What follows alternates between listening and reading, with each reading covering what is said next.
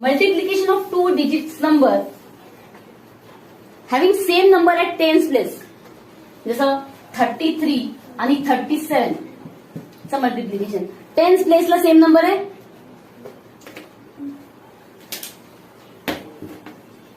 Tense प्लेसला 33 आणि 37 tense प्लेसला same number आहे आणि ह्या दोन नंबरचं ऍडिशन 10 आहे बघा. 7 + 3 असं जर मल्टिप्लिकेशन करायचं आहे तुम्हाला तर काय करायचं परत एकदा लक्षात येते. 33 आणि 37 टेन्स प्लेसला सेम नंबर आहे आणि युनिट प्लेसचे जे नंबर आहे त्यांचं ऍडिशन 10 आहे. याचं काय करायचं पहिले याचं मल्टिप्लिकेशन करूया. 7 3 चा 21 आणि 3 चा पुढचा नंबर 4 आहे. 3 × 4 12.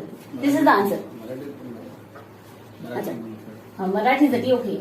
एकक स्थानावर काय अंक आहेत 3 आणि 7 आणि दशक स्थानावर 3 सेम आहेत ना 3 3. तर काय करायचं एकक स्थानावर युनिट प्लेसवर जे नंबर्स आहेत त्यांचं मल्टिप्लिकेशन करायचं.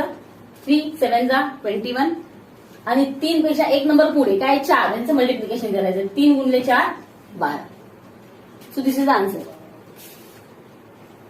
46 × 44 46 × 44. दशक स्थानावर अंक आहेत 4 सेम आहेत आणि एकक स्थानावर किंवा युनिट प्लेसवर जे नंबर आहेत 6 आणि 4 त्यांचं ऍडिशन 10 होतं.